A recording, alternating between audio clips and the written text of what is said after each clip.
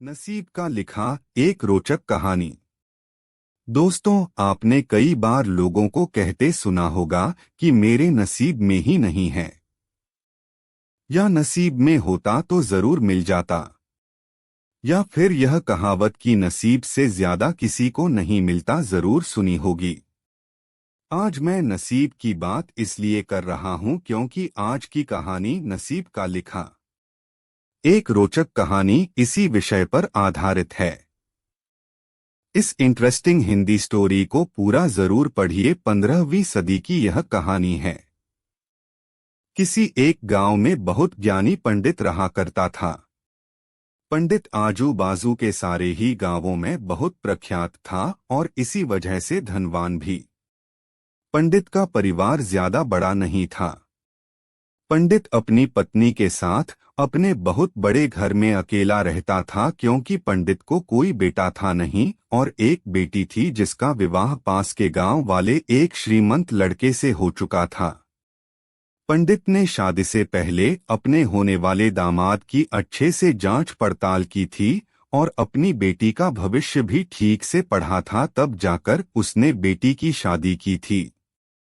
लेकिन चंद सालों में ही पंडित का दामाद बुरी आदतों के चंगुल में फंस गया। जुआ और शराब की बुरी लत ने उन्हें सड़क पर लाकर रख दिया था।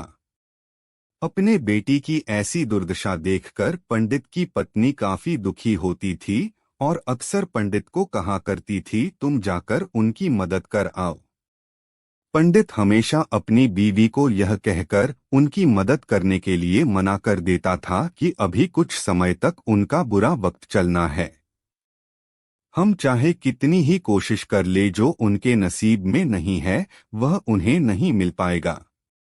पंडित की ऐसी बातों से उसकी पत्नी काफी दुखी हो जाया करती थी और मन ही मन सोचती थी कि कैसा स्वार्थी पिता है, अपनी बेटी को इतने कष्टों में देखकर भी उसकी मदद करने के लिए मना करता है।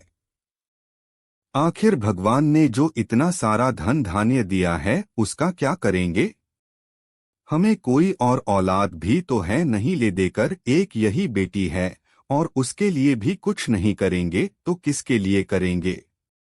पंडित ऐसा नहीं सोचता था।